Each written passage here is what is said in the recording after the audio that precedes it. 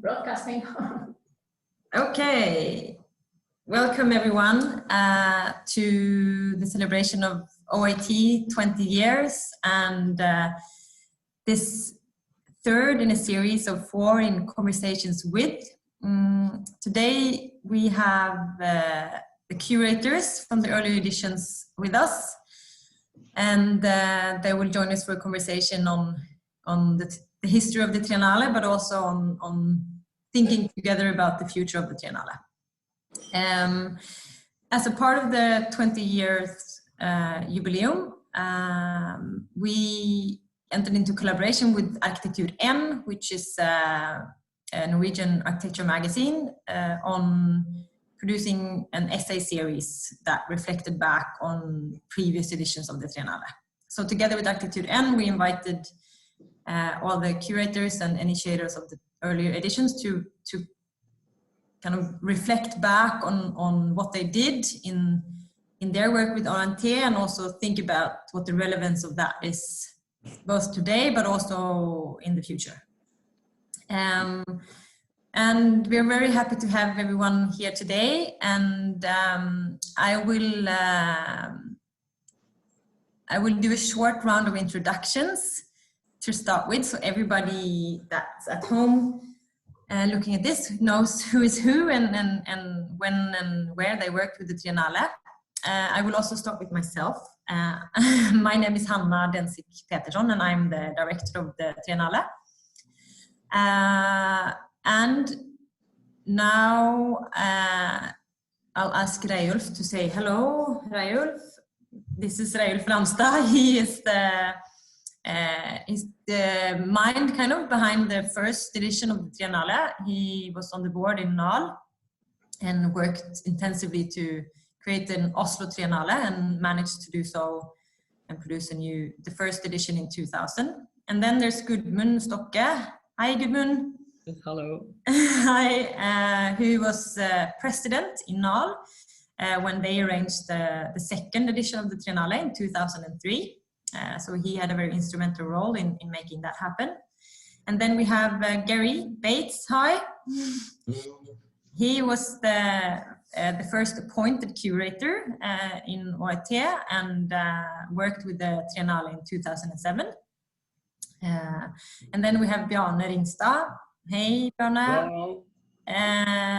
Who was also appointed curator and worked with the Triennale in 2010, just man-made.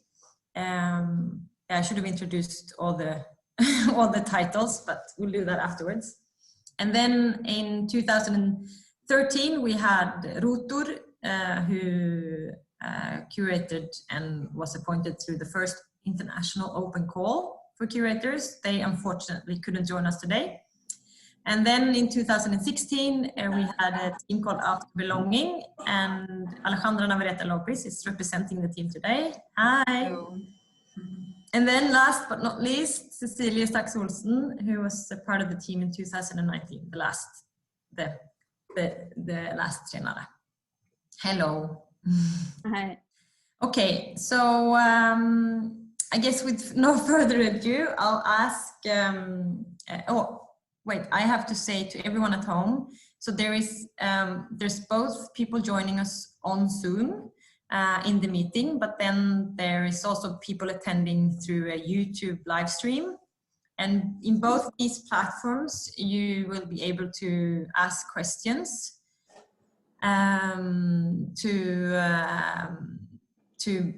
both to me if you want me to bring something forward, but also to the panelists, and either to one of them or to everyone as a group. So please just write your questions in the chat and we will try to incorporate them in the conversation. Okay? Perfect. Reilulf, would you like to start? Yes, please. Go for it.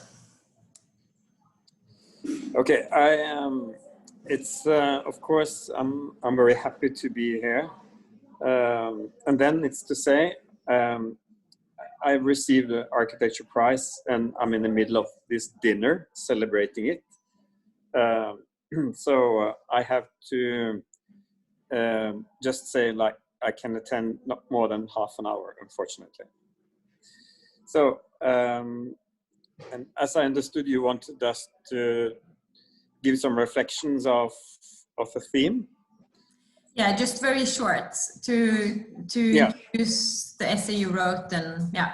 Yes, actually the essay is very linked up to the idea why we needed a Triennale in Oslo, and of course it's also something that is very important because architecture needs to be discussed on different arenas. And I felt very much that at the time, was 20 years ago, I was slightly younger and I just started my office, and it was very hard to get projects. The former generation were very clever to get or to manage to get really good projects. And I came back I was actually born in Oslo, and I came back to Oslo after living abroad like 12 years. And I didn't know anyone at the time within the profession. So I actually started to work really, really from the bottom. And I saw that Oslo at the time was lacking a kind of spirit of the contemporary city. So I kind of tried to discuss basically from the start that architecture actually expresses need and use. And I can see a lot of needs, and especially among my contemporaries. And there was actually very difficult to find meeting places and to understand that a city could be so much more than Oslo was at the time, when I've been living in very vital places, mostly in Italy. And I was I actually lived a lot in Italy, in one town in Venice. And Venice was always a big celebration with the art biennale, with the film festival, with the architecture biennale.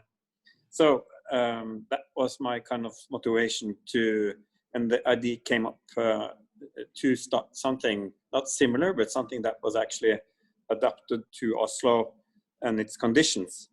And I think that, architecture, as I said, express needs and use. And so individuals, families, households, interest groups, societies, and they foster many different ways in which human beings live. And I kind of think that the basic idea of a good city is that it should be a space for everyone. So I really believe in urban development must be safeguarded in diversity. That tolerance can only be expressed through a multiplicity in the built environment. And I think that the city, as I saw it 20 years ago, and even now, has to incorporate space for both individual and collective identity. And of course, we can discuss what has happened in those these 20 years. But I think it's very interesting that, and the discussion on the city and how the city should evolve will always be there. And so actually ways of living was chosen in order to express something general and overarching. Just as surroundings is a general term for physical structures in which life takes place and by which it's framed. So ways of living was intended as a term denoting how life is lived, actually.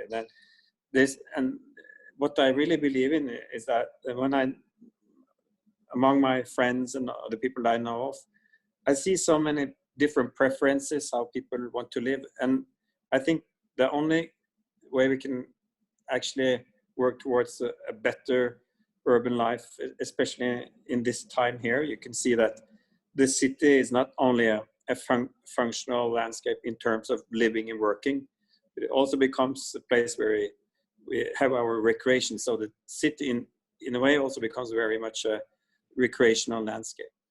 So in brief terms, that was the idea, and I think we have not managed to develop this complete city. We will never do, but we should never give up the humbleness, and that the city, it's not a good city if it's not for everyone, actually. So I think it's also in the market, there's a tendency very much to prefer like very general solutions. I think the general is very often mediocre and very often even bad. So yeah, great, thank you. And I'm gonna actually have a kind of follow-up question to you, as I won't be able to keep you for the whole conversation. So I think also what's interesting in reading, because a part of your essay is actually an old text that you wrote in before, as a kind of starting piece or kind of a preface to the Triennale in 2000.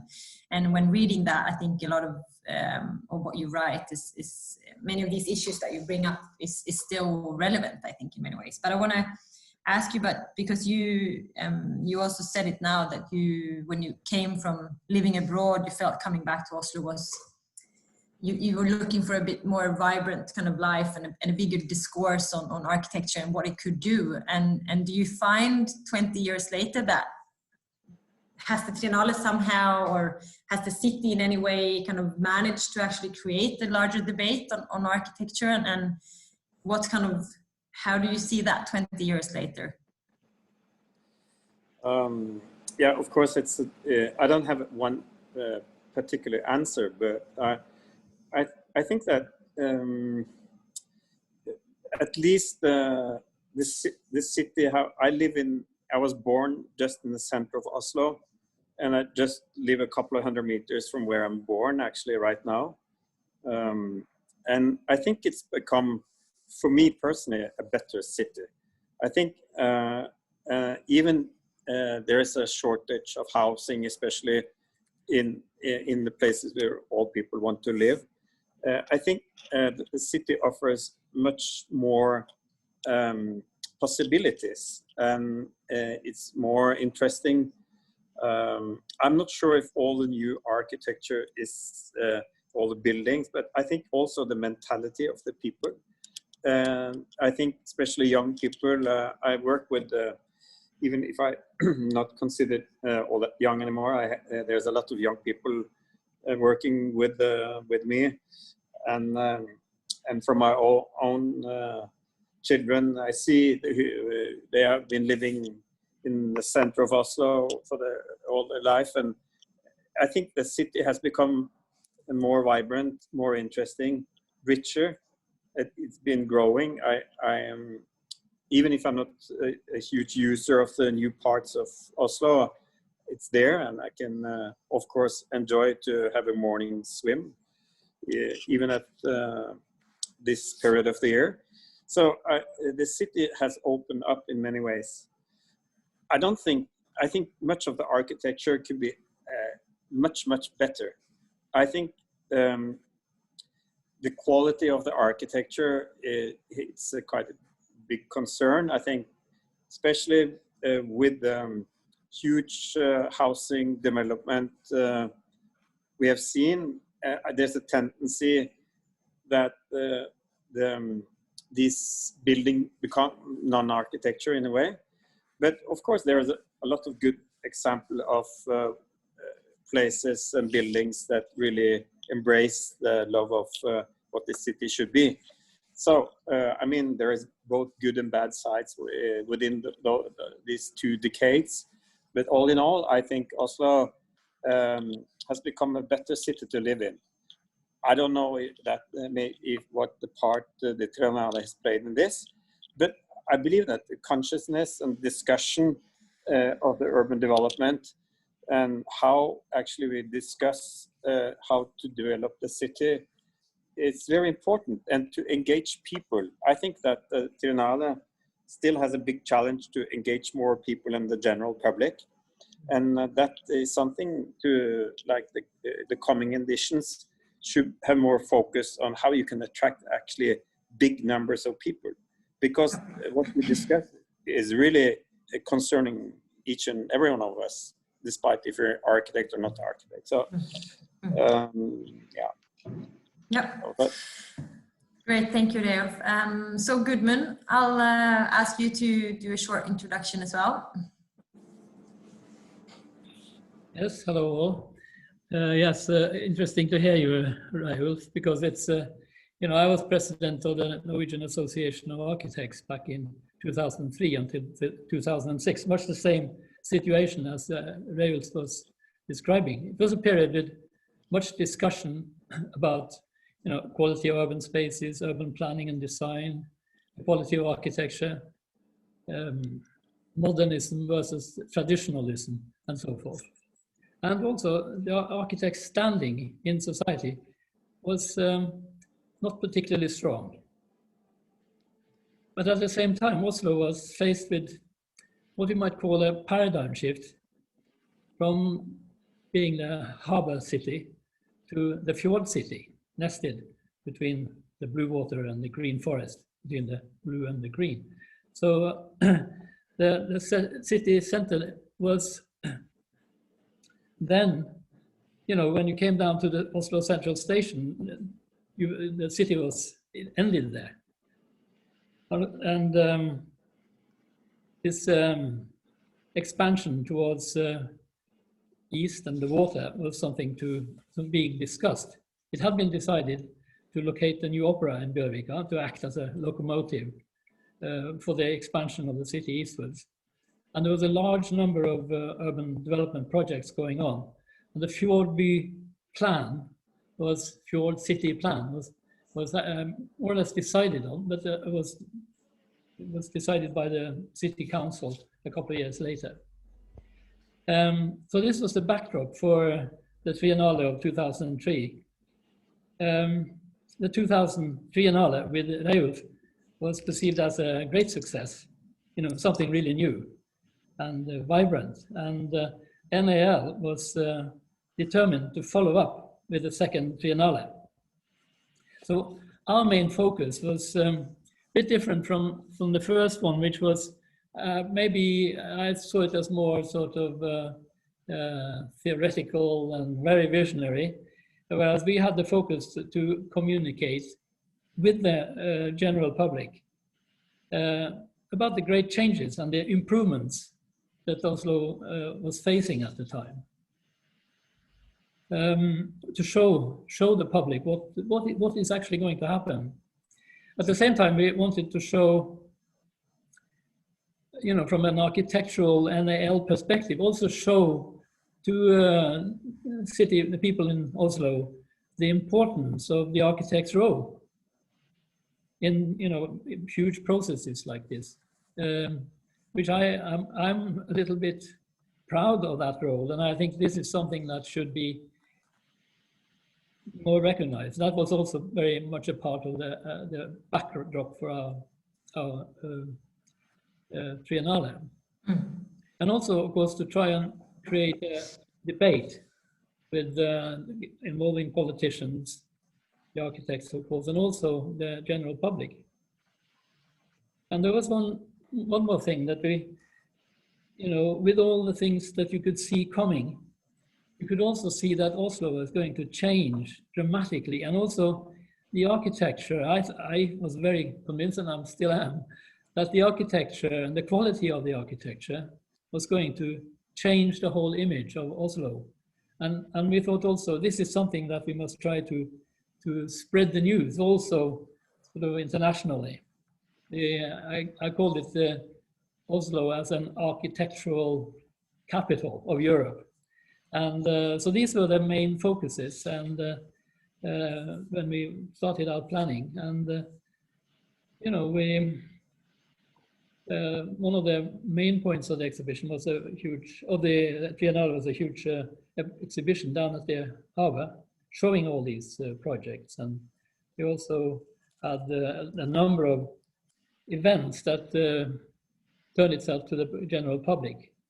So we were quite happy that we could count something, don't exactly know the number, but somewhere between 10 and 15,000 people were attending the arrangements that we had. So that's about it for the 2003 Triennale. Perfect, perfect. Thank you so much. Great introduction. And now I'll ask you, Gary Bates, to say a few words as an introduction for the 2007 Triennale. It was called Culture of Risk. Correct. Thanks. Yeah, it's almost surprising to be here and see all of you. I didn't know what to expect, but now when I see you, I realize the amount of content that actually has happened in those past 20 years. And I'm happy to have been a part of it. I actually, well, I also would like to be at the dinner that Ralph's at, but I'm glad to be here as an alternative. It's next best. I was part of the original Triennale, so that's where, let's say, the first experience was. I had just arrived in 1999, was part of the 2000. And to say first to that set the kind of precedence that I think was exactly what the Triennale needed. Our project was based on a kind of invisible design for the entire waterfront, and the virtue of that was exactly, I think, what Ralph said, is that it forced people, I think, for weeks after our presentation, people were discussing, because we were blurring the distinction between what was new, what was maybe coming, and what was just projective. And I think that invisibility was our kind of statement in a way to get people to discuss the city again. And I think that it was really successful. So we were happy to be a part of that. In 2006, I was involved in a discussion, and it was an interesting turning point because there was a kind of an impasse. There were different voices, and they invited me into a conversation to discuss say how the Triennale could evolve, and that became a kind of tipping point where I fortunately or unfortunately suggested a curator, and the beauty in Norway is then someone just asked me directly, would you like to do it? I said sure. I invited Alexandra Cruz to join me, and so it was a really interesting, I think, turning point. It stalled. Their intention was this restart, and we, let's say, were able to shift, I think, the Triennale from kind of consensus-driven, how to, let's say, get all these different actors on the table, to a curator, which creates a different kind of friction, I think, which was important. That becoming an autonomous organization was really, I think, important, and had a major influence in things that happened afterwards. On the one hand, the idea of the culture of risk was it was a call for exploring and discussing opportunities that a privileged country like Norway have. I would almost say not just opportunities, but obligations that they could offer the world to give another perspective. So I wanted to kind of open up the entire country, and not just Oslo, and not just architecture, but to have a kind of broader discussion, to look at the openness, the flatness of structure, the equality, the freedoms, the ability and capacity for problem solving that existed in Norway. Now, I was bordering the two sides because I'd lived here now for just a few years, and at the same time had an affinity for the place. And I saw an enormous potential there. So there's a lot of people focused on the risk part. The idea of the culture of risk was this idea coming from the US, and this understanding of what is implied in this idea of a culture about risk. The beauty of this kind of seemingly infinite landscape was liberating and distressing. While I think the value set a lot of people admire, I think I saw a kind of risk and stagnation in the endless kind of iterations. And what does it mean to be Scandinavian architecture? You know, I can say that my mom, she buys all of her furniture from a store in the United States called Happy Viking. And for her, she feels that's for her traditional Scandinavian design. So there was clearly an enormous brand that was kind of developing where people were discussing it. One could argue, you know, if it was post the 1998 recession, if it was post the things that happened subsequently in the United States, and what it was that kind of generated the Dutch, you could say, had made such a major impact in the 90s. Now we're coming to a point where people are looking for something that's kind of grounded, value-based, and you could see the audience shifting, and the spotlight was increasingly on Norway. And I was at that time concerned that I thought there was a great opportunity. I thought there was so much kind of potential. At the same time, I thought that people might be looking at the wrong thing, and the associations to the Danish modern movement, etc., that we would somehow become, somehow borders would be created. And so part of the idea of risk was to somehow step out of that and give another opportunity. At the same time, as both Gudmund and Ralph was saying, that there is a certain kind of question about the impotence of the profession. And I think it is a symptom of this kind of contemporary kind of exacerbation of kind of risk in the profession, from clients to the city officials to politicians to the general public, and the latter obviously being the most important audience when it comes to social equity. And the one that we're ultimately, I think, as architects becoming increasingly detached from. We operate in what one could argue is a largely risk-averse profession, one where there's this kind of exponential anxiety generated by a broad and rather indifferent collaborative platform, ultimately disseminating an agenda of standards. And I think the standardization, and architects were fighting about the rules, architects were fighting about the limitations that were kind of put upon them. But I think it's spread across the full collaboration that is involved in realizing urbanism, planning, and architecture. So I think it's no wonder that in 2020, architecture is a building profession.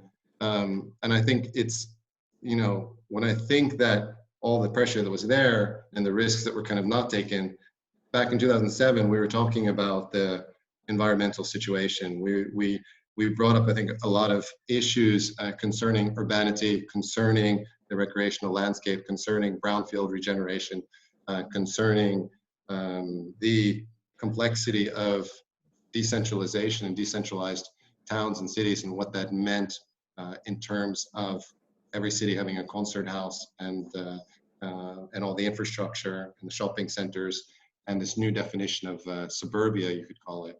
And it's kind of interesting that now, let's say 13 years later, still architecture remains, despite all of our efforts, one of the biggest kind of polluters on the planet, even though this collective effort to reconcile with the dystopic condition failed. We've taken it on board, but we haven't solved it. So I would say the 2007 Triennale had as its primary ambition to put Norway, its structures, the unique environmental conditions, its engineering accomplishments, and ultimately the ability to fail brilliantly and grow wildly. It was the kind of idea to say, let's look at the entire country and the kind of liberal and low threshold aspect of it to test new ideas, invite young architects, some of which, including Bjarne, are here now. And I think it was just to say, to liberate it from the static relationship of Scandinavian design and look at a discourse beyond the built environment, to discuss social, political, communication, economical, technological. But one thought I want to put on the table before I'm cut off, and hopefully we can discuss it later. A thought that emerged in those conversations with that Triennale in 2007 concerned the relevance of architecture versus relevance of the architect. And I think those two things can be discussed independently of each other. And maybe we can do that later in the conversation. Perfect. Thank you, Gary. That was great. Okay. So you're leaving us today, Ulf? Yeah, I hate to do this, but there's like double things. Yeah. Too many things in life. Yeah, great to have you for a short while. Talk to you soon. Ciao. Good luck to all of you. Bye. And I would Thank listen. you. Bye then. Ciao. Bye. Ciao. Nice seeing you. Okay, so Bjarne, let's move on to you. Do you have a short introduction for the 2000? Yeah. Amazing. Just want to say we co-participated in the first Triennale, and I still think that was very interesting work, because that Triennale really worked on a thematic level, and we kind of actually addressed important questions, especially due to in Groruddalen, which at that time didn't have any big transformation thoughts. And I think that it really did make some really important sayings and issues that are still valid today in Groruddalen. Absolutely. And I'm not sure if we participated in 2003, Gudmund. I don't think we did that, but we did it together with you, Gary, in 2007. And that was also very interesting for me because the risk, I had this idea that if you took the Norwegian oil fund at that time, was it so much money that you could actually slow down the climatic risk that we were facing? And at that moment, at that time, it didn't have enough money, but I combined it with the Canadian oil fund. And then it was actually so much money that you could do. And we had a firm that calculated 10 rules that the world could try to do. Like, I'll give you an example, slow down the transportation at sea. Did enormous impact on CO2. Well, anyhow, the 2010 Triennale was to have architectural policy on the agenda. And this was decided by the Triennale board.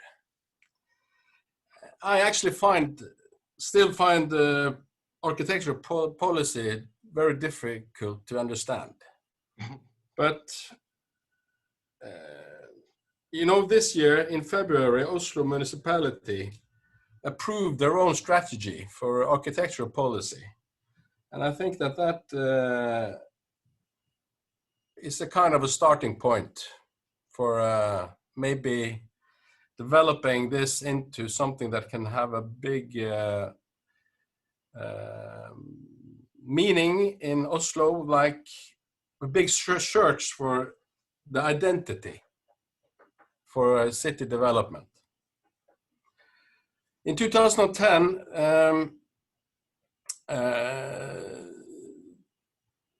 I was working very close in collaboration with Jannike Hovland, who was the Triennale's general manager at that time.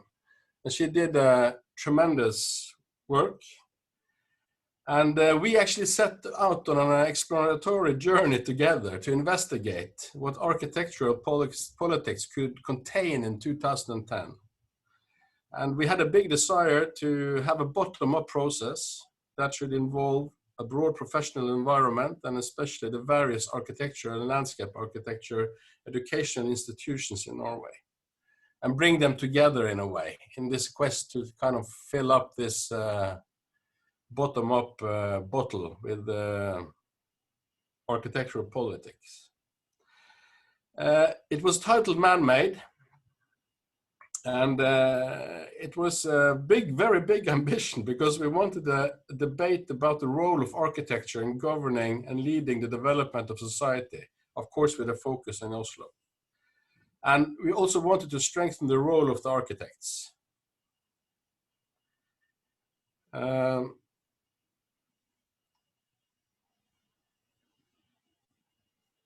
Maybe also a discussion about the physical environment, how it affects the individual and the urban environment, and of course the interaction between them. We also wanted to create an arena that would result in proposal for strategic solutions to make architecture more democratic in facing actually environmental and social changes. And the field needed and still needs a clear ideological foundation. It needs knowledge and awareness of what democratic architecture is and can be. And I would also say that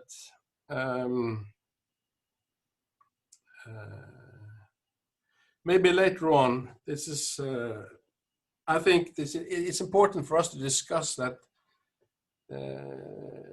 in the future. I think that the Architecture Triennale has to kind of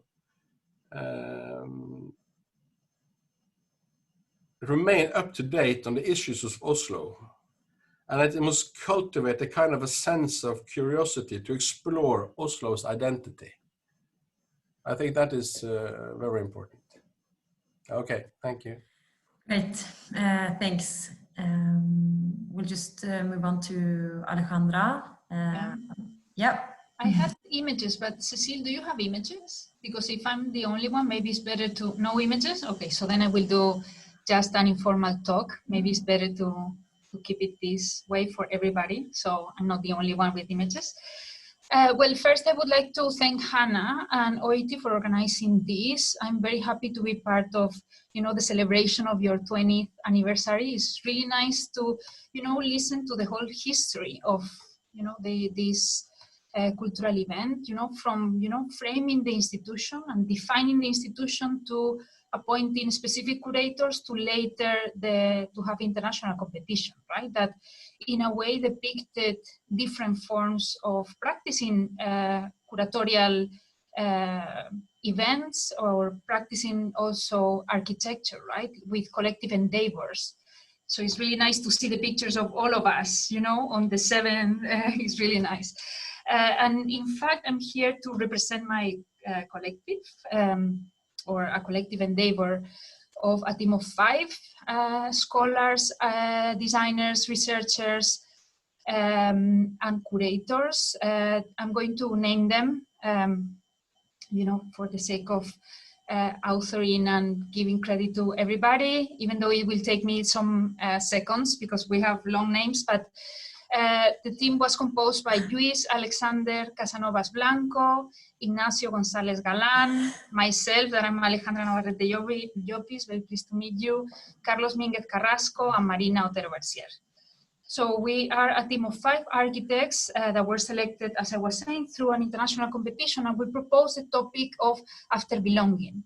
So the title of the Triennale that we proposed was called After Belonging, a Triennale in Residence, on Residence, and the ways we stay in transit.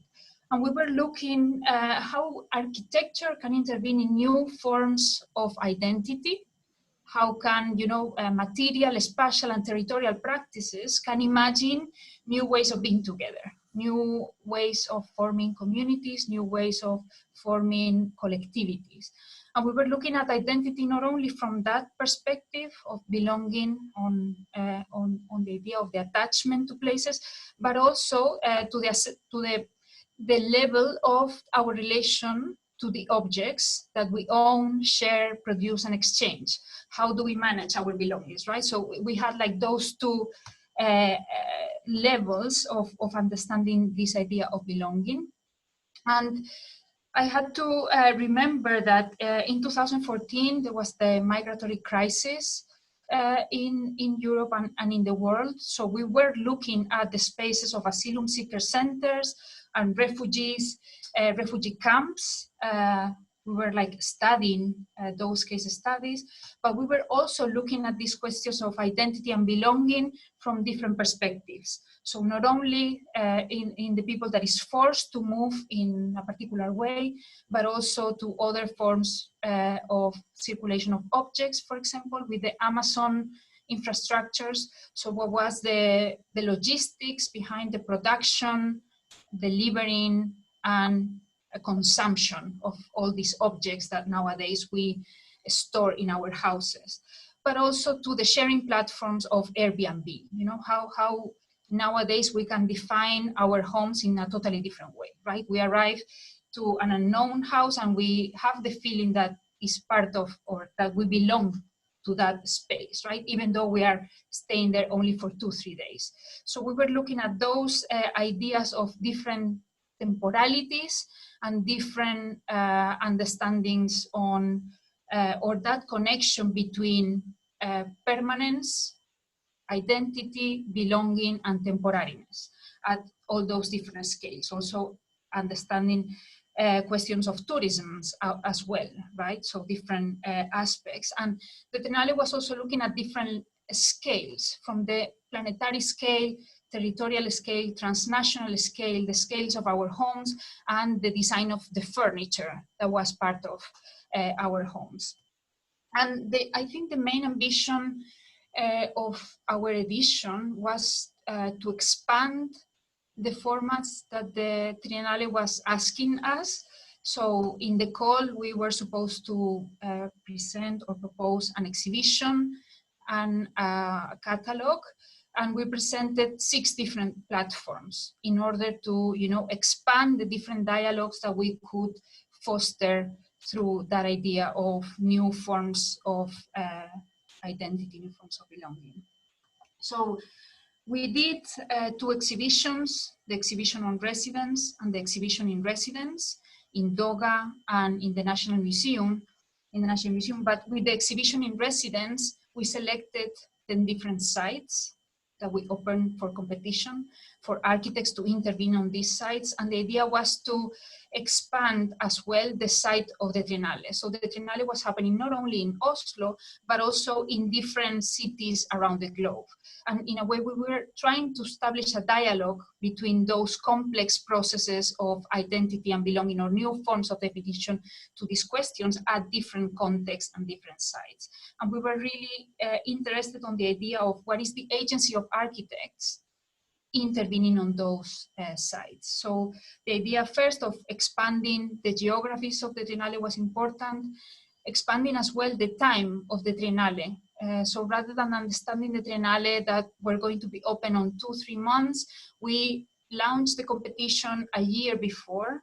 So we already started to have a series of presentations of these sites, a series of conversations from these different teams that were like intervening on these sites.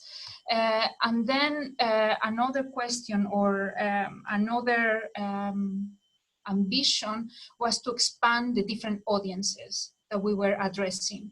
So not only, through the 2 exhibitions and the book, we were addressing, professionals, but also we had another 2 platforms that opened the conversation to other audiences. One was the academy that we did together with a WHO.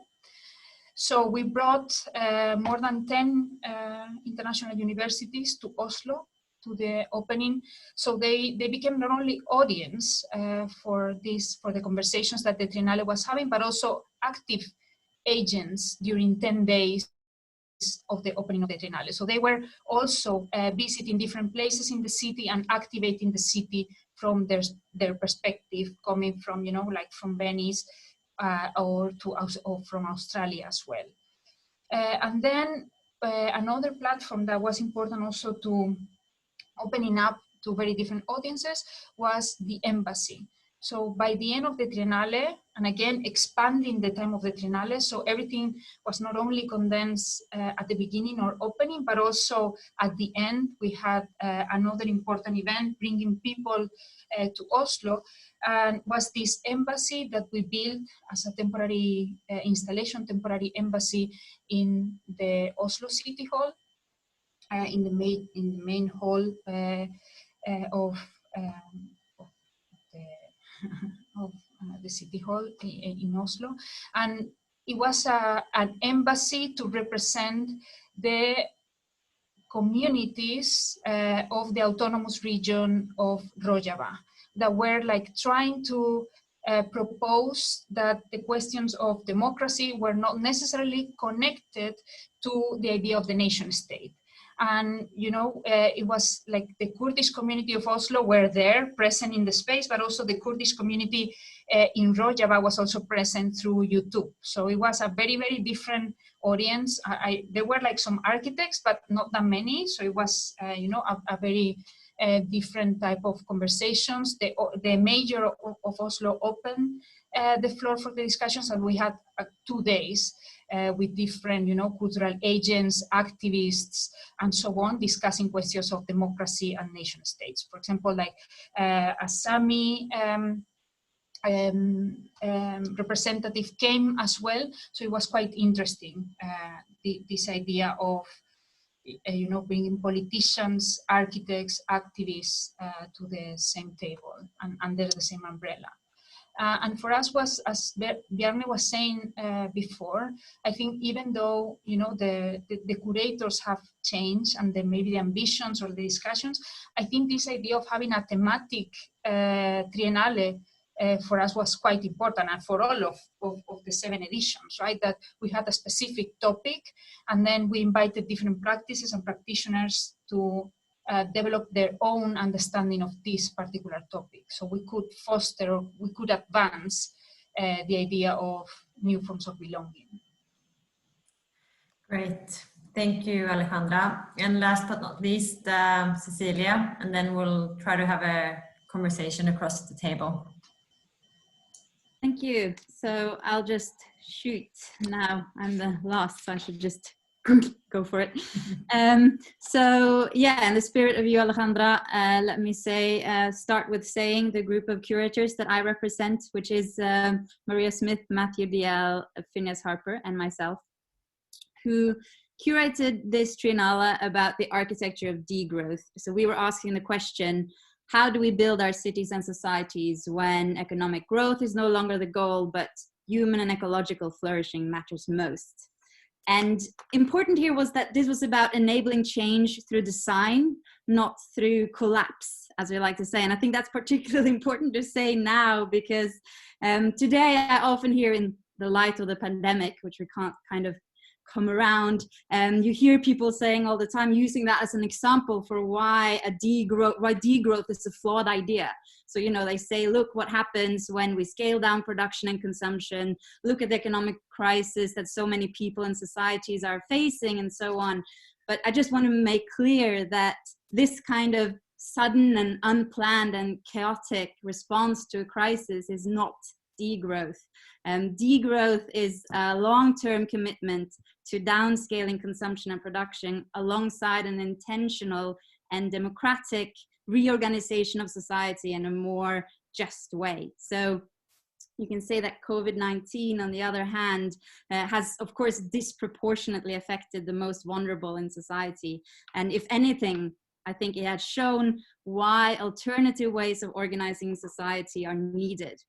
And so the kind of, and this is of course in the aftermath, but when we were developing the idea, we were asking, how does such alternatives come about?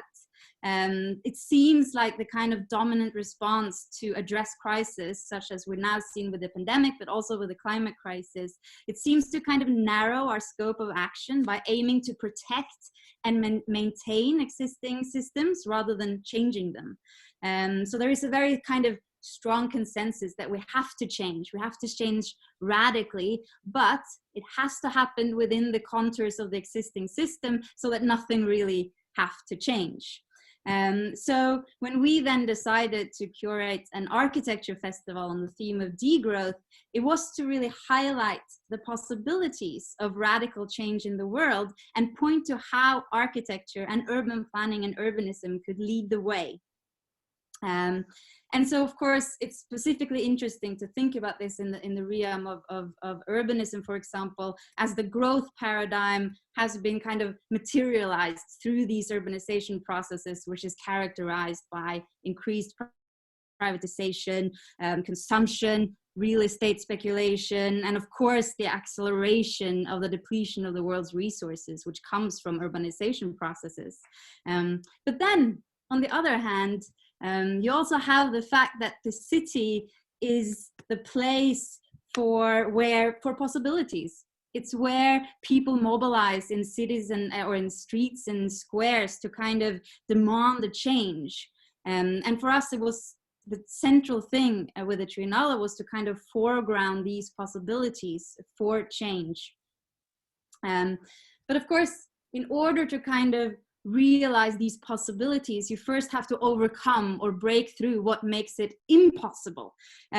So we thought specifically that the Triennale had a great format in that sense, because it kind of provides the freedom for architects to engage with these changing social, political, and cultural realities beyond the constraints of their day-to-day work, and this way provide a space for architectural thought outside of the domain of the market.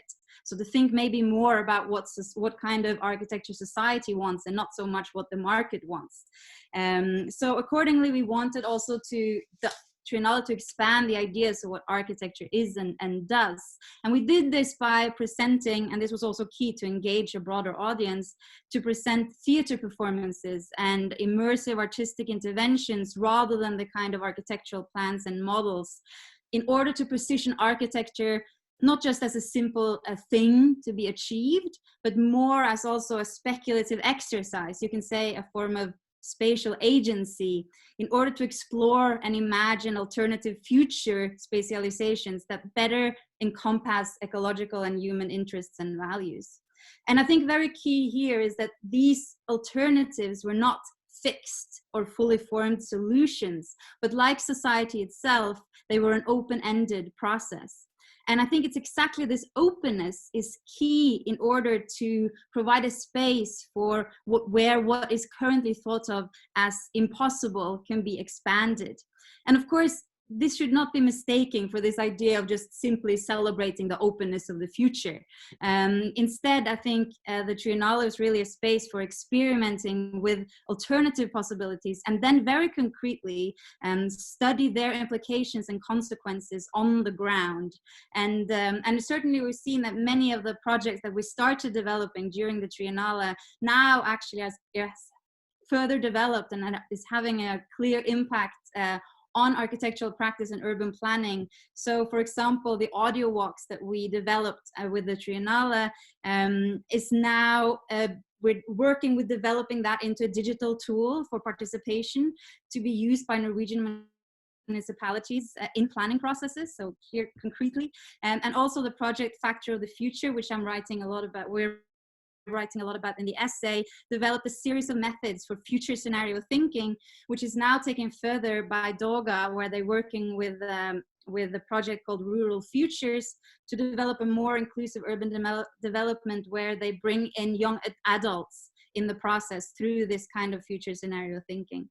So I would just conclude then by saying that I think the Triennale it is not just in our edition, but I think as we've seen in all the edition, it's really a great platform for creating this kind of empowering arena for exploring a wide range of possible methods or futures or tools or perspectives that in turn really enable other ways of doing things. And that's what I have to say. Perfect. Okay, so let's try to start a kind of joint conversation. I'm not sure if everyone can see everyone, but I hope so.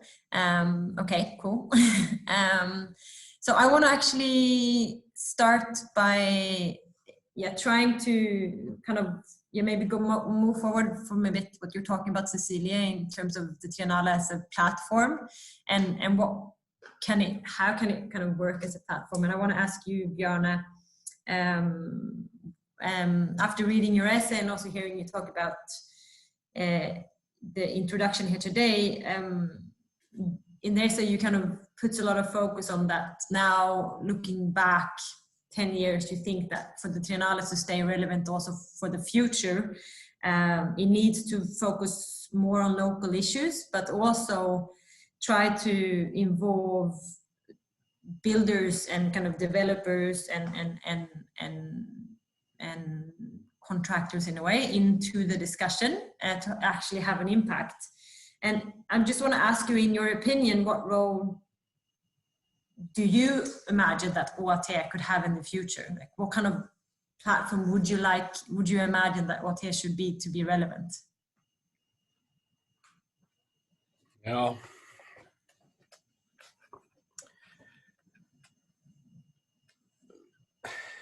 You know, in my work and Code's work, we are still very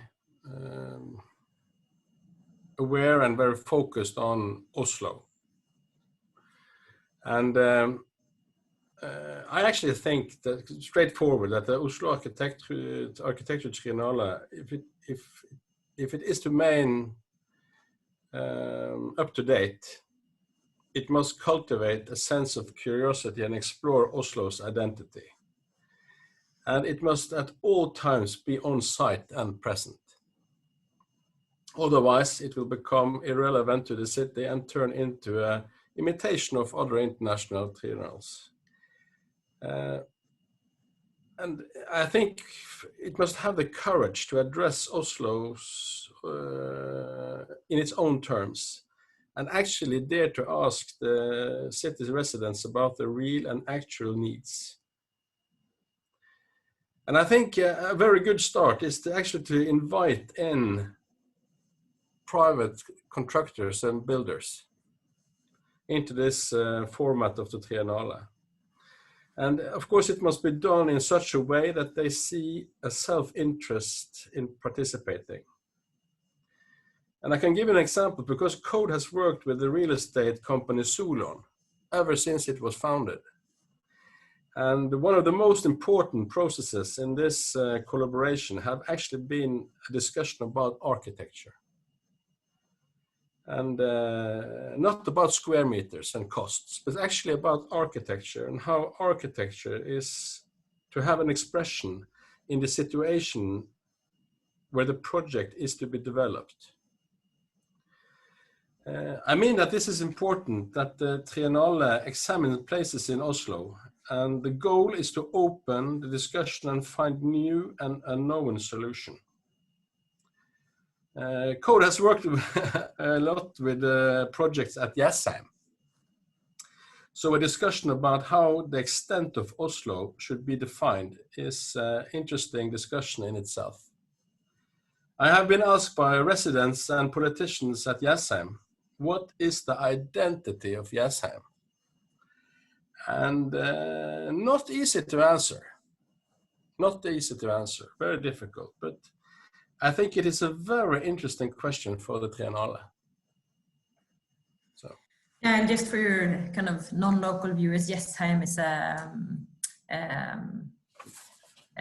community or a place outside of, not so far from Oslo. Yeah, close to the airport. Yeah, but also, at least pre-corona, it was the biggest building site in southern Norway. Yeah, because as I understand you and also reading your text, I find that you're after that, somehow after that the Triennale should become more of a practice almost. Like imagining the Triennale actually coming with concrete solutions on how to do architecture. Is that what you're after? Yeah, interesting. And that's why I think that so becoming Reilulf's Triennale was very good because it was addressing, I call it thematic, because it was addressing actually the quest for 100,000 new units. And of course, Vinnie Maas didn't understand anything because he arrived by plane and he was looking down at the city and he could just see one big green landscape. And he said, what the heck is the problem?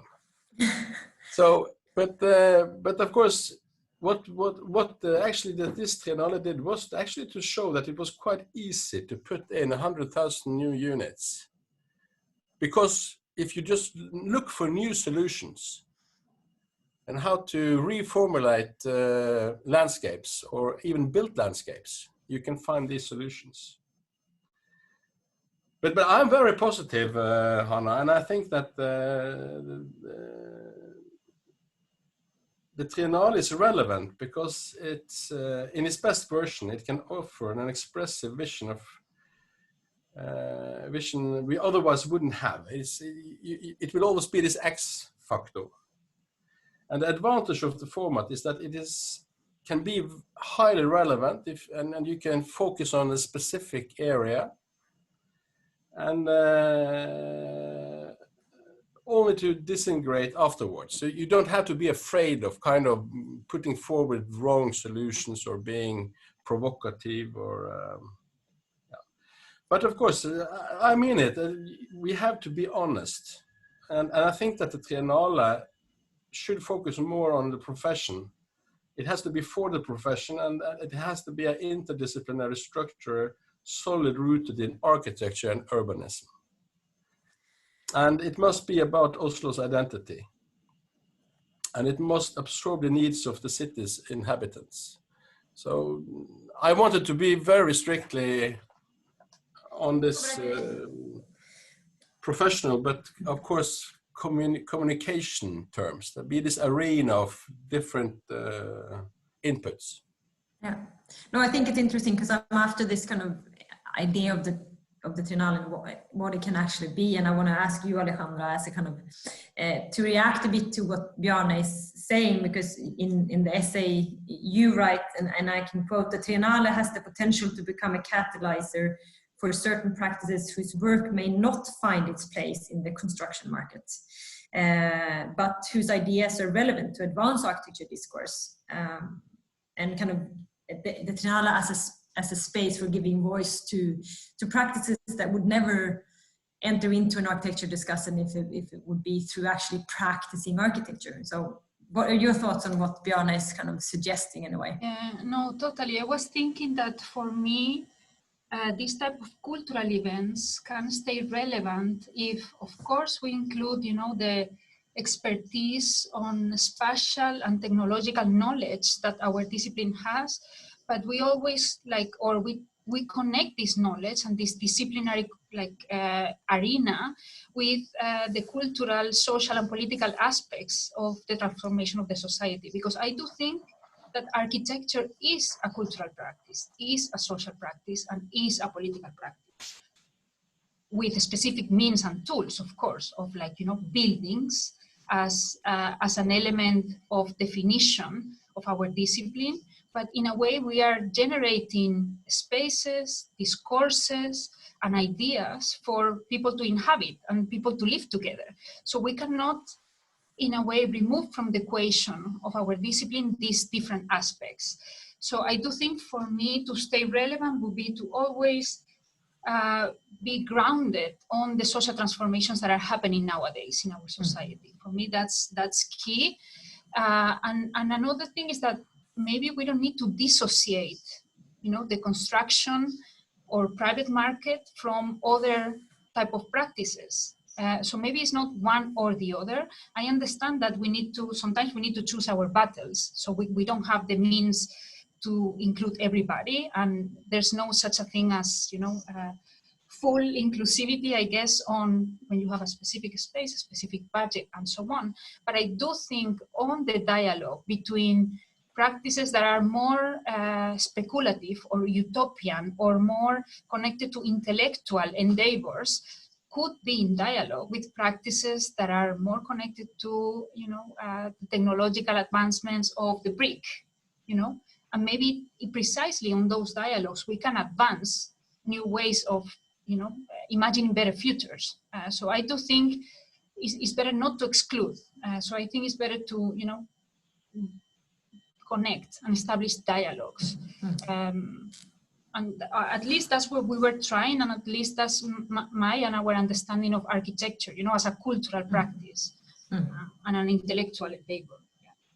Yeah. Any more comments on that from anyone? Yeah, Gary has something on his mind. No, I think Oslo is incredibly important, and I think in a certain way, at the same time, you can choose any place and give it relevance. It helps that it's Oslo for those of us that are here in Oslo, but I think one of the things that we tried to do in terms of looking at all of Norway, if I can give you an example, is that recently we've been visiting Svalbard in the north, and it's an incredibly potent area. If only for the geopolitical things that are playing out there that most people in the world don't know anything about, but it's somehow under administration of Norway, where the shipping lines will open up and the entire way that the world will relate to trading and movement will be radically different in the future. It's incredibly potent. At the same time, you have tourism, you have how to negotiate tourism in this recreational landscape with an educational component, and how do you actually address that? And again, it's a kind of area that there's so many things, even just in terms of construction. There are no building materials there. There are 3,000 people that live there.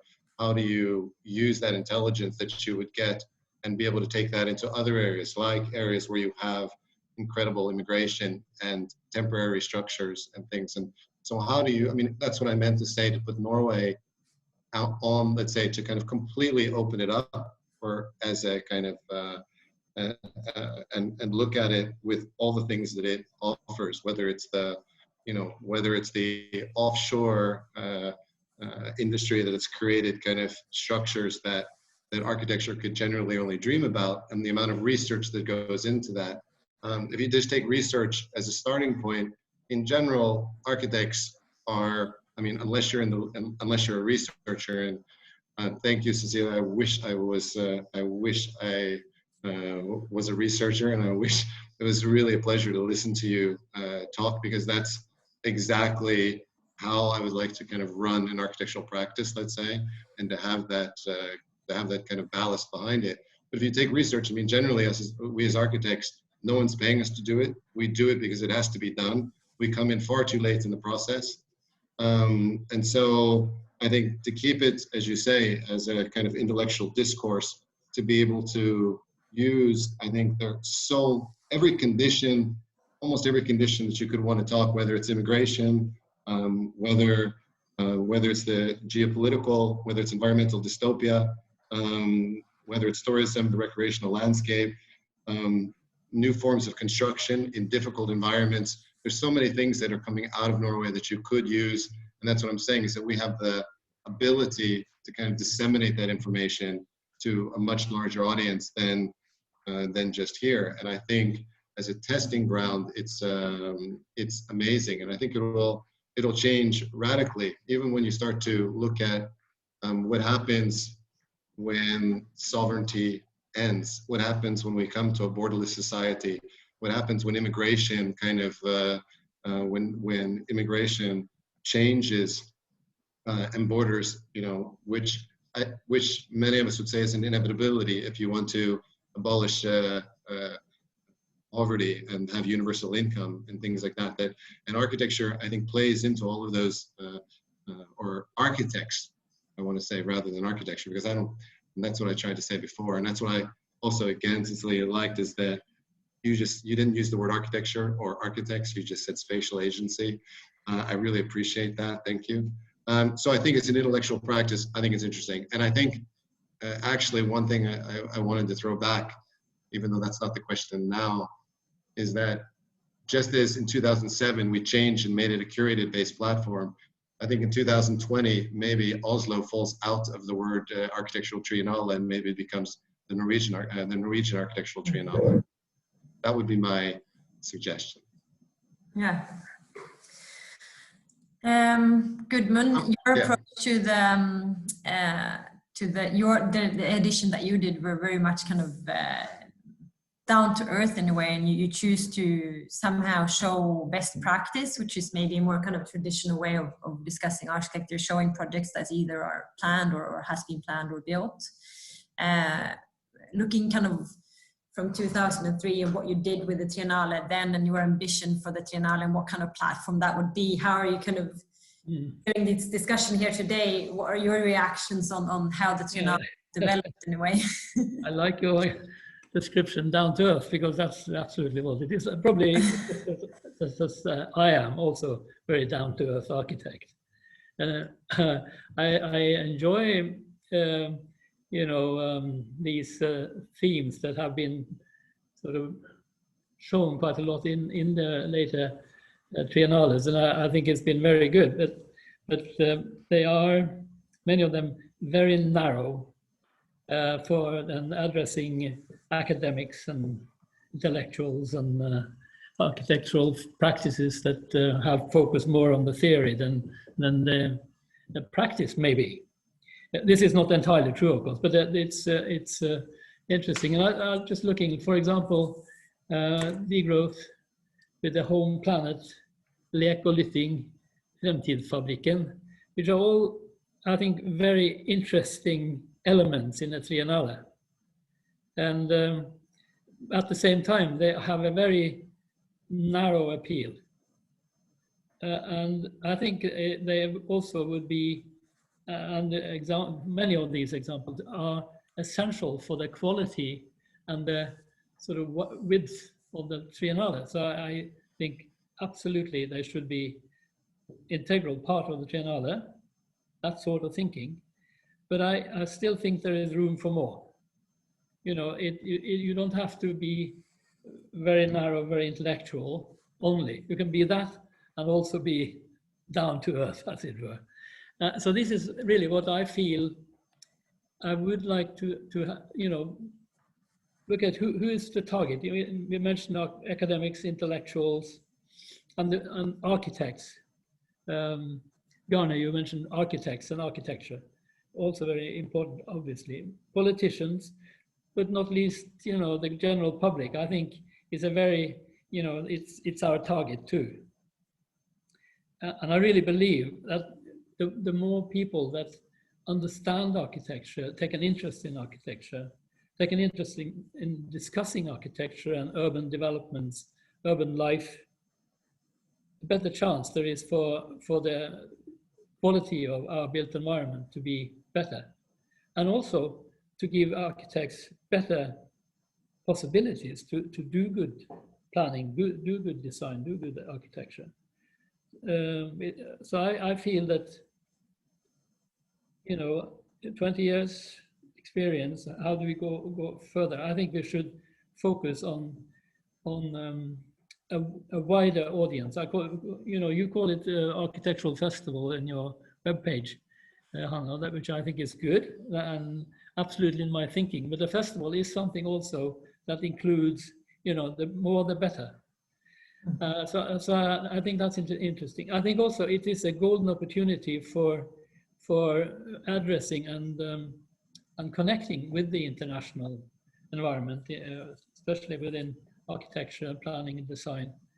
And personally, I feel that what has happened over the last 20 odd years has really enhanced Oslo as a city with its diversity, the architecture, the way we meet the water, all this, and all the iconic buildings that we're also getting. So I feel there's a lot of, from architects, there will be a lot of interest in what is happening in Oslo, and which also could be an integral part of the Triennale. So summing up, you know, continue with the narrowness, but widen it at the same time. That's what I would like. Yeah, Cecilia has a comment. Just to say that if it becomes too narrow, it also becomes very nearsighted, and you lose a lot of interest. Yeah, so I think it's really interesting that you, when you were referring to the G-Growth Triennale, that it was narrow, because exactly the project that you're referring to, it's very interesting. The Factor of the Future was actually the first layer of participants were all the locals in Grönland. So we had a lot of contact. We were walking actually with the community organizations in Grönland, including the local population there. And the point was that we were in Grönland. We didn't invite them to the Triennale because we knew that Triennale was already kind of a threshold to come into the place where we did the Triennale. So with Factor of the Future, we started out with the local population in Grönland, and then we actually invited both construction workers and builders and architects and into a second workshop where they were part of making these future scenarios. So we were actually working on all these layers, but the thing is, some audience groups may not be able to enter the venues of the Triennale the way they are today. So they have to be met where they are. And that was what we did a lot with our edition of the Triennale, was to meet the audience where they were. And that was also the case with the audio walks that we developed. So we made them with local populations all around Oslo, and particularly school kids. So now we developed a platform for disseminating architecture to all the 5th graders in Oslo that will have been going to this audio walk to learn about architecture and what it means for the city. And that's actually now becoming a national project in Norway, where all the school children are going to do this kind of walk. So I think it's also about seeing where do you meet the audiences, and is kind of like, I think there also the challenge with the architectural exhibition is that it often creates a threshold exactly for other people that feel like this is very abstract to them, or the model is very, you know, like they can't, the way that we the laymen relate to architecture is very embodied. It's our embodied response to our environment. And then meeting a model, for example, in an exhibition is quite a different experience, and it requires a different kind of intellectual labor for you to understand. And so I believe, and I really believe in this idea of also expanding from the architectural exhibition to have more immersive experiences, which involves also like walks, audio walks out in the architecture, to be there, to respond to it that way, and to, as an audience who doesn't know architecture in the abstract sense, but in the embodied sense, to get that experience and can relate to it in that way. So I think what you're saying is absolutely true. At the same time, of course, it would be, that's one way, and there are a number of ways of reaching out to the population. So you know, to find the formula there, obviously, is not easy.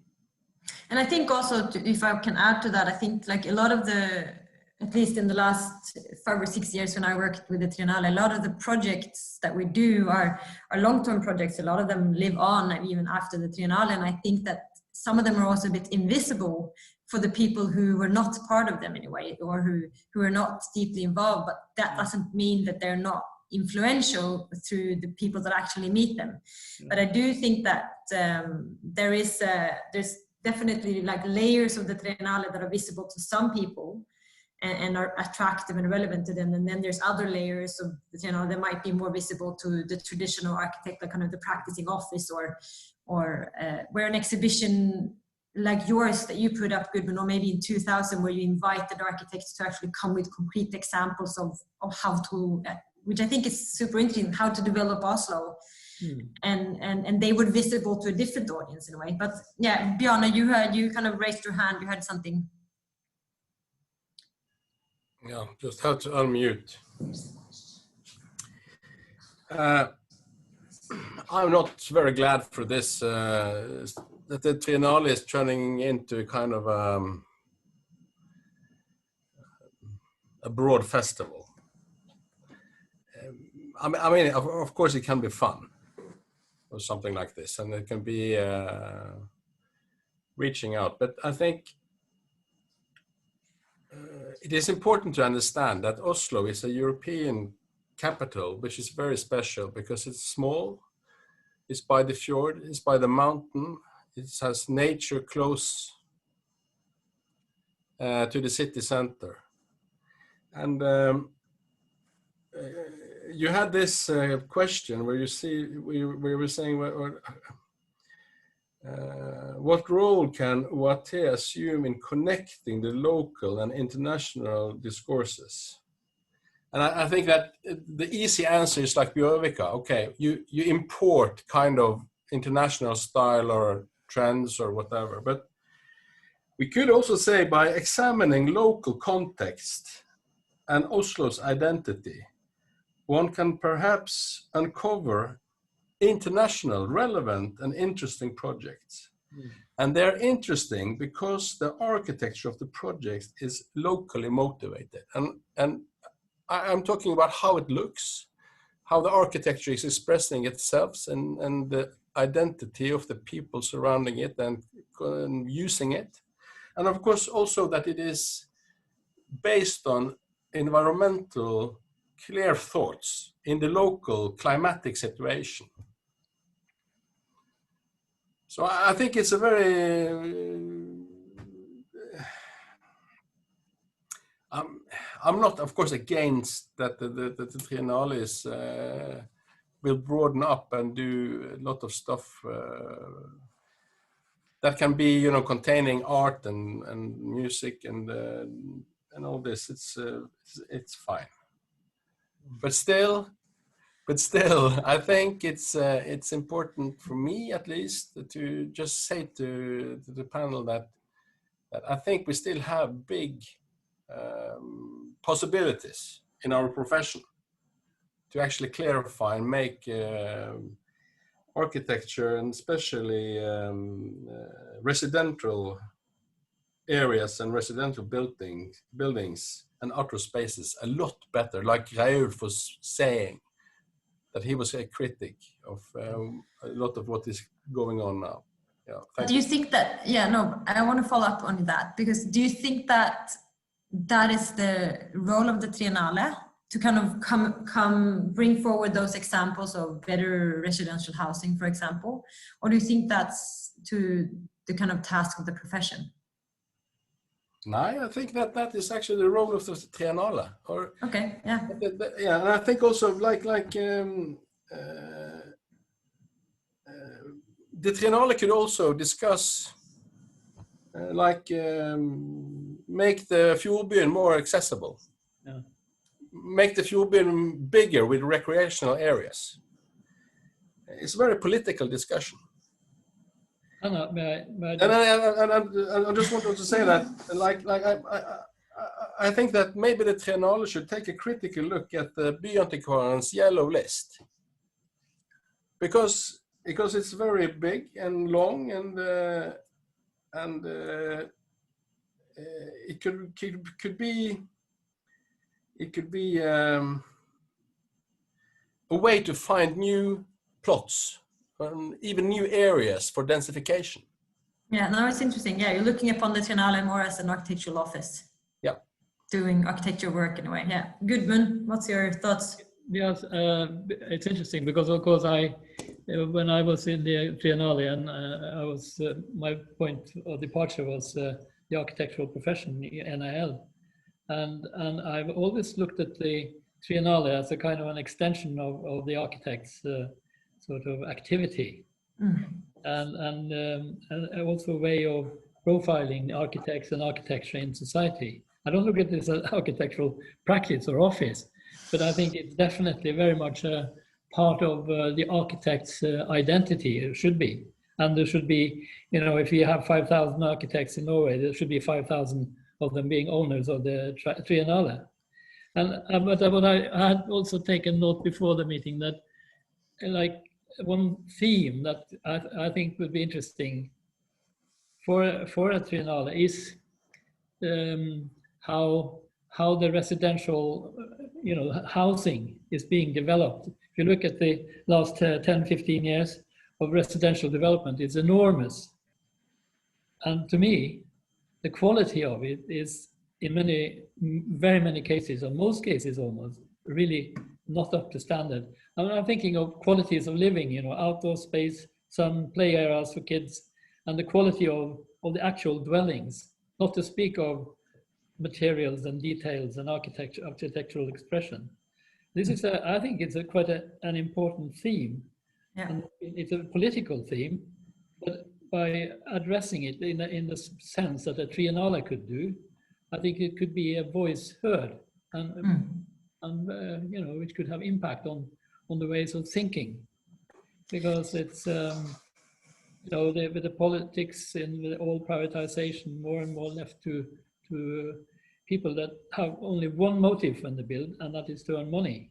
Yeah. Different from how it was with when Ovos and all these had a sort of social, when Ovos had a social sort of standing or idea behind the work. Yeah, I'm going to let Gary in just a second. I just want to make one comment, and maybe we can get back to that later about the architects, because you're saying that the Triennale somehow should be representing the identity of the architect, and there's 5,000 of them in Oslo, and I think that brings us into, okay, so what is an architect, and who does, so do you look at them as like homogenic group, or could that is not just one thing in my mind, but then no, it's absolutely not a homogenic. Yeah. But yeah, I want to let Gary into the conversation. Yeah. Yeah, thanks. No, I first of all, I think it's kind of ironic. There used to be a time when the architect had something which was called asymmetric knowledge. Asymmetric knowledge is, for example, when I go to my doctor, I walk in the door, I say, I have a pain in my shoulder, I want you to operate, I want to do it tomorrow, and I want it to cost this much money. And if I say that to a doctor, of course, he would laugh and kick me out of his office and tell me, this is how we're going to do it, and this is the process, and this is how long it'll take, and this is how much rehabilitation it'll take, etc. Because exactly he has asymmetric knowledge. Now, architects at some point also had that, but I think have largely kind of forfeited that in the profession. And I think that's also in part to what Gudmund says, why the quality that we see is kind of radically diminishing. Now, I find it a kind of interesting, almost split in the panel here between, let's say, let's focus on architecture, and actually I don't think that split needs to exist. I don't think there is genuinely a split between the intellectual pursuit and say almost the Triennale more as a kind of postgraduate program, which is even helping, because as an architect myself practicing, the intellectual input that you get during the daytime in the meetings with clients, maybe with the exception of Saloon, is incredibly limited. And the Triennale is giving another voice and another perspective. And I definitely don't think, you know, an intellectual pursuit is something like a roux when you're cooking. You distill it, but that just becomes the base for how you can then disseminate this information on many different platforms in many different ways to many different audiences. And I think that's what's so incredibly important, and the potential of the Triennale. And I think it's really, you know, it's easy to talk about architecture, and I think, you know, ironically enough, they're talking already about getting rid of the architect as a protected title because we don't have that asymmetric knowledge, because contractors feel that they can do it, because Plan- and Bygningsetat is basically operating like its own architectural practice already. And if the Triennale also does that, and maybe AHO will also become its own architectural practice, basically everyone can be a freaking architect at that moment.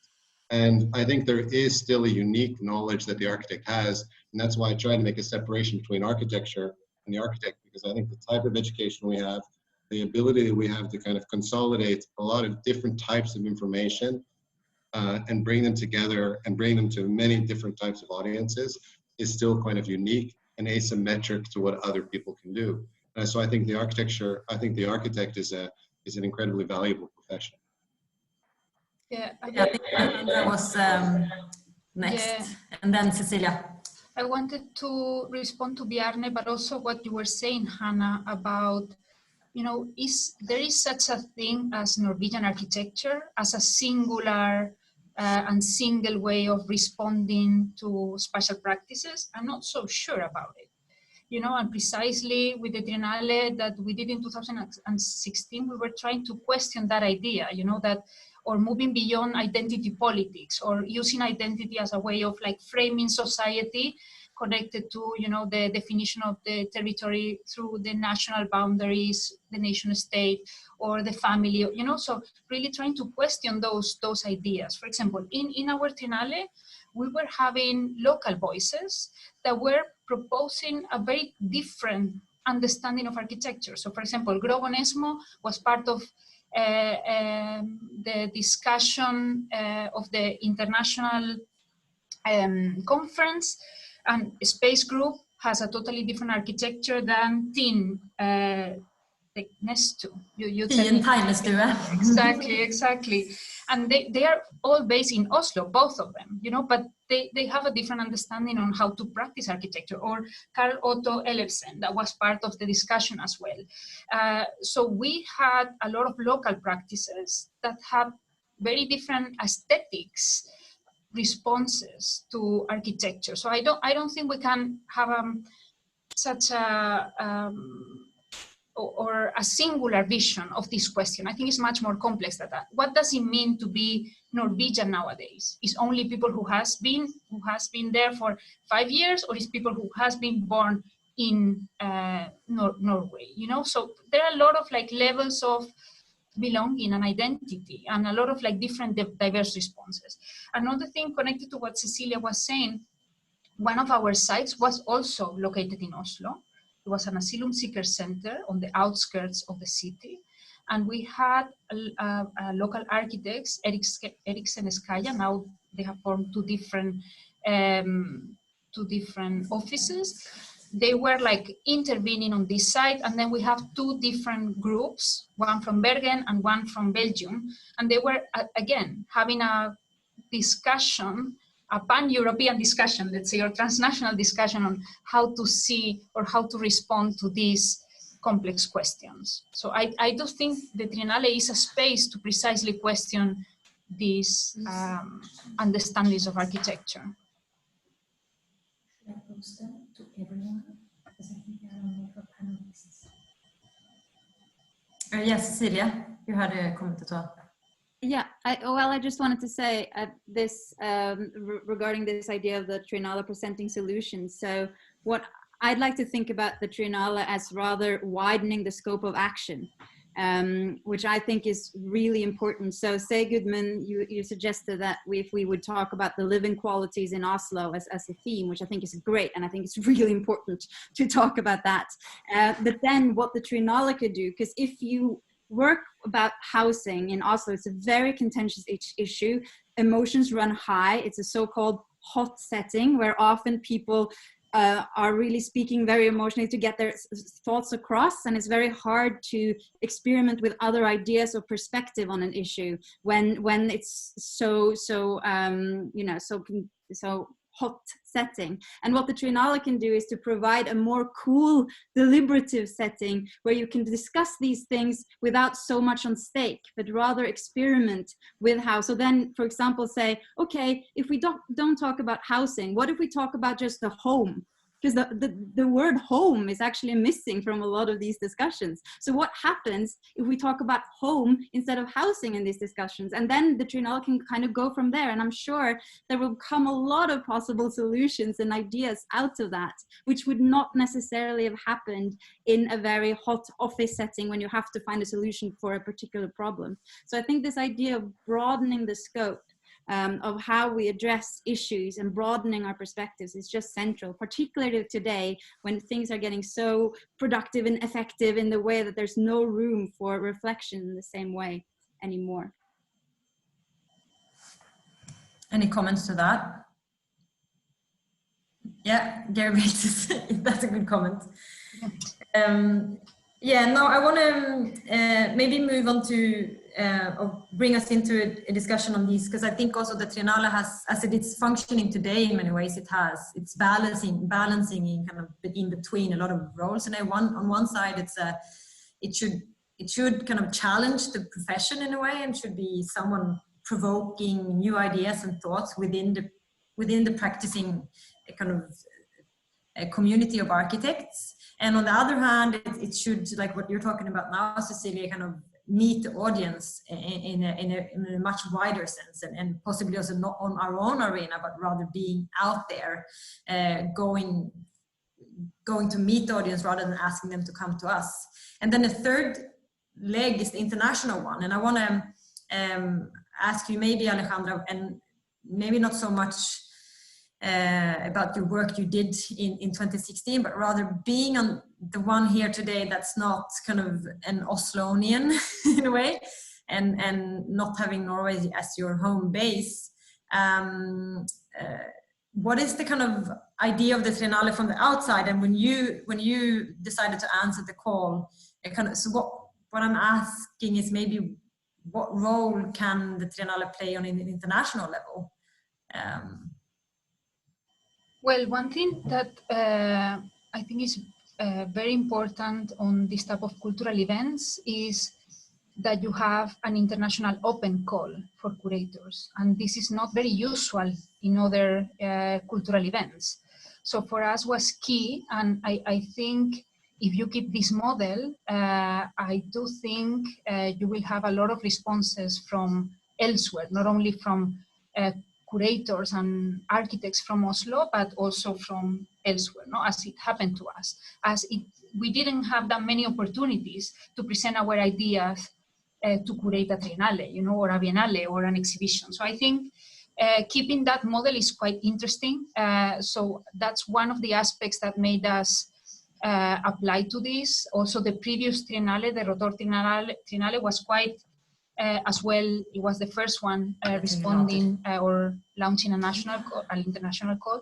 So it started to build on this idea that building connections between the local context of Norway and the international context, right?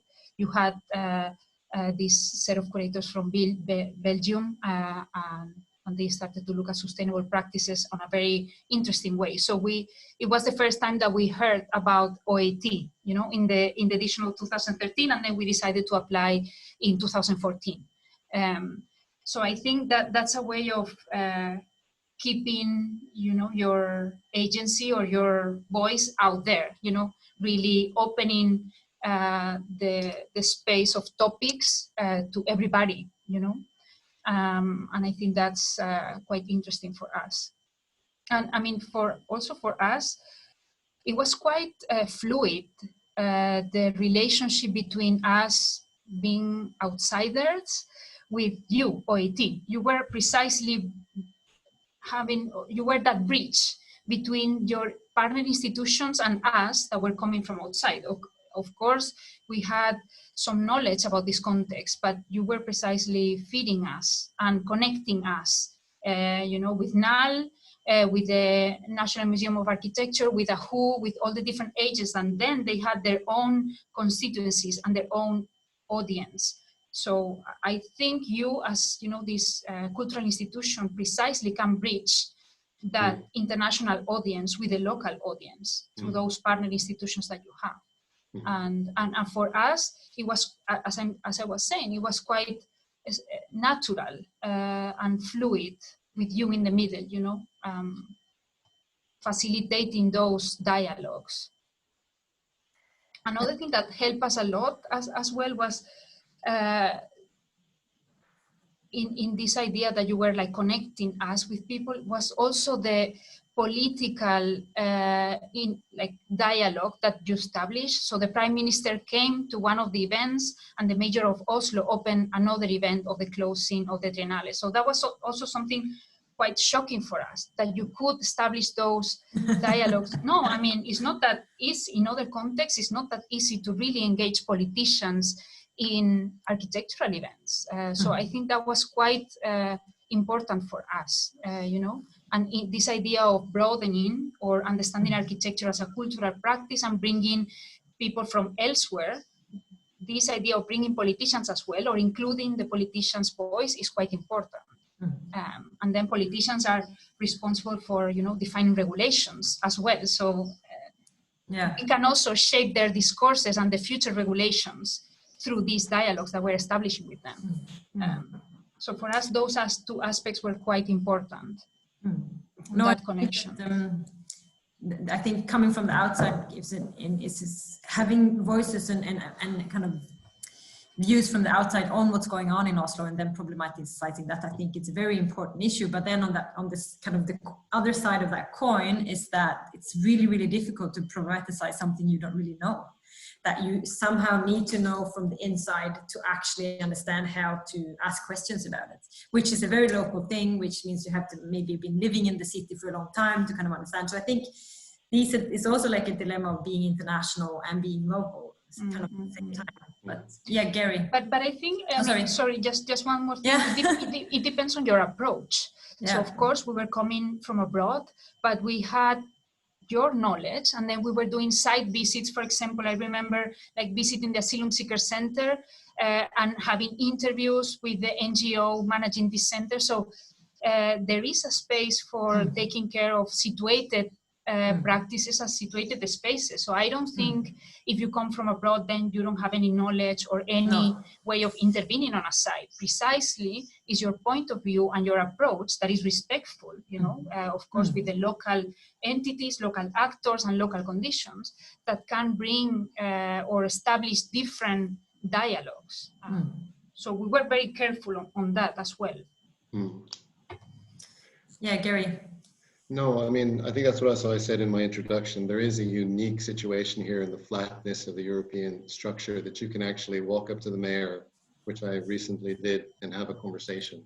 And that is, there are very few places in the world, let's say very few countries you can do that. I think that, it's a really unique condition. And I think the Triennale has so far taken advantage of that.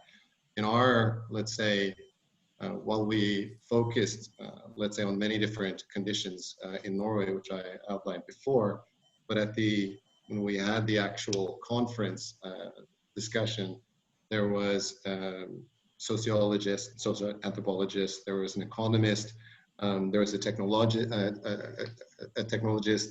there was a communication expert from New York, from 2x4. there was a filmmaker, Hans-Petter Moland was there. And I think the beauty of that is what I was referring to before is how the architect can regain this kind of asymmetric knowledge, this asymmetric position, because ultimately it's the architect then that kind of disseminates it and kind of pushes it back into these 5 rooms. I mean, we're all talking indirectly about these 5 rooms.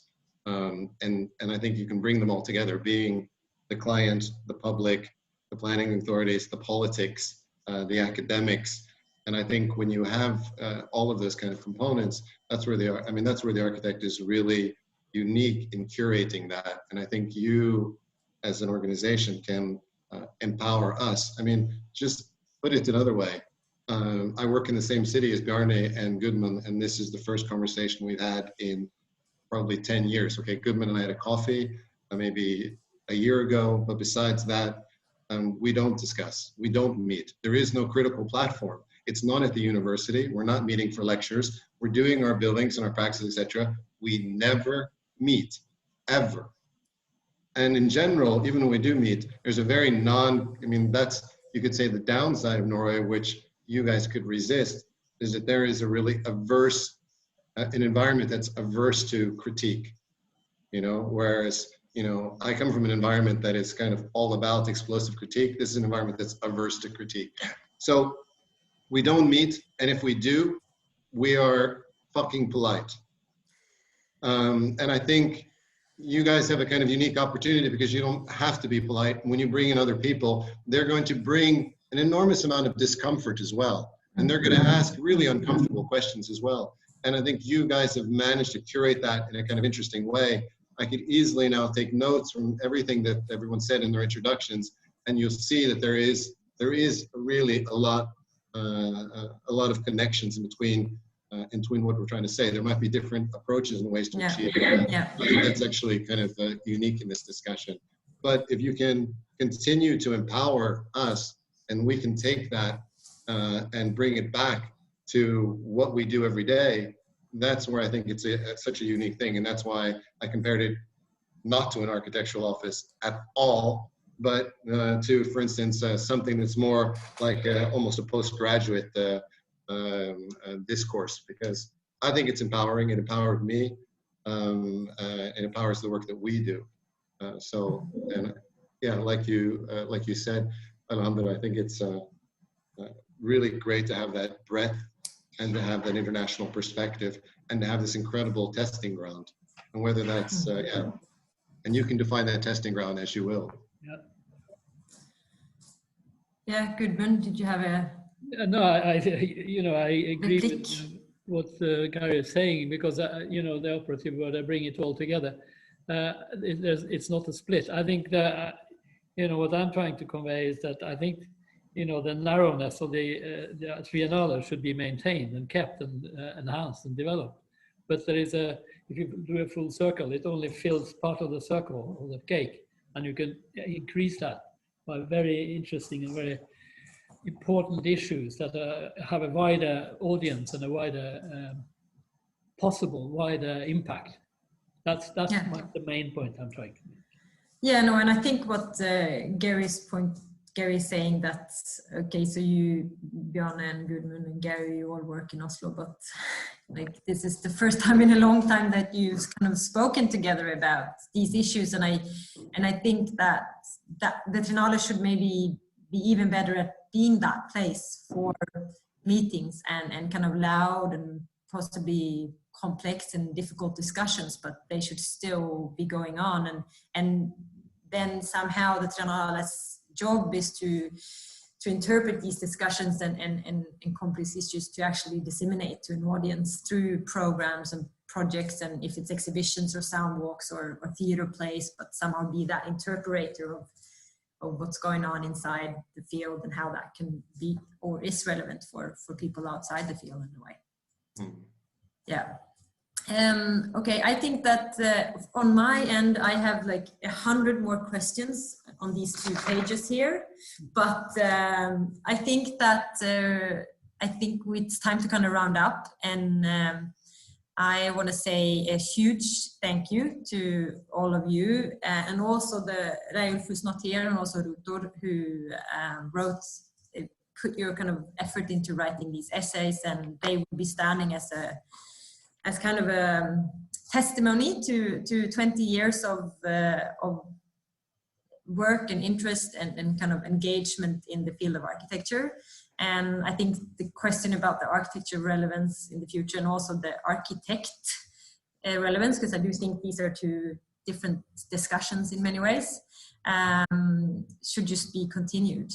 And yeah, I don't know if anyone of you has, there was a few comments in the chat, but there was more comments rather than questions. So we kind of left them as comments in the chat field. But is there any last remarks? Yeah, please. One thing I just really want to stress, and it's nothing that we talked about at all, but something that's really important to me and to a few other people that I'm close to, and that is the diversity in the profession and the diversity in this discussion. Yeah, and it's something that we've kind of talked about, and obviously, not obviously, but from my perspective, in terms of, let's say, Black architects and who I have a kind of connection to, kind of Kunle Adeyemi and Francois Kere, and of course David Jayat. So there are, let's say, but I think it's important for you to have in the back of your mind that kind of diversity, and that is obviously let's say, from the gender gap to I think minorities, and I think also when we consider the incredible impact that immigration will continue to have in Europe, is also incredibly important. And I think there are some really big issues that we still need to kind of think about, and that will be influential for us as architects when we have that asymmetric knowledge to deal with and to be able to handle when it comes. And one thing I want to reiterate, which I said earlier and maybe too lightly, is that we've been bragging about our intelligence in terms of dealing with the environmental dystopia that we're kind of confronted with, but realistically, we've done far too little. Far too little. And I think we're just scratching the surface. And I think that's one of the problems about how slow the profession is compared to other industries. So I just wanted to say those three things. Sorry. Great. And Cecilia? Can I just reiterate that? And I think, yeah, particularly the diversity and also the climate crisis, we cannot talk beside it. And it shows us that more than ever, we need an experimental platform where we can think differently about these issues, because we cannot be stuck in the same way of doing things that has led us here. So we need these places where we think differently about how to address such utterly important issues. Good point. I cannot agree more with both of you. And in fact, I've been thinking, with your questions, Hannah, that I think OAT can recenter the structures of power, looking at what has been in the periphery of the discipline and really bringing it to the center and question what is, normative discourses, normative architecture. And really what Kerry was saying, I do think it is important to connect all these inequalities or all these forms of oppression. So they cannot inhabit isolated bubbles, but looking at intersectionality as a way of connecting all these questions, from environmental justice to social justice to gender equity and racial equity, of course. So all those things are connected. So I think OAT can be that platform of connecting those things that maybe in the disciplinary or in the practice of our daily lives are not that easy, to connect. Or not that easy to unfold and to unveil those connections, Yeah. Anyone else? Bjarne, did you have anything? Yeah, I was. But it was more like a goodbye. No, I was just like to comment on the very fine words from Gary. I absolutely agree that we have to make integration and a big topic also in the urban space. More use it as a social arena in a way, but still, of course, for the Triennale, I think it's, for me at least, it's important to keep it simple in a way.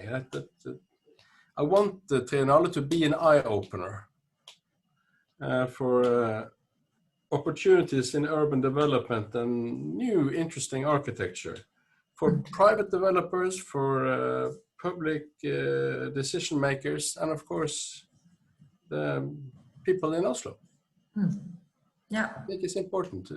It has to have this strength, be this eye-opener, one way or another. Oh well, thank you for being. Thank you. Just I want to say one last thing that I forgot because I made a note to myself. Stay light on your feet. Like if you could stay light on your feet, meaning that when there's a natural disaster, that you guys can be able to empower people to have a discourse. I think it's super important to have people like you there, Anna, and stay light on your feet. And another thing, OAT has to have a zero footprint. Yeah. Then we need to continue having these digital dialogues, I think. No, but I agree with you, Gary, and thanks for kind of putting that on the table, because it's an important challenge, and these kind of events around the globe, people traveling from all over, ending on kind of a negative note.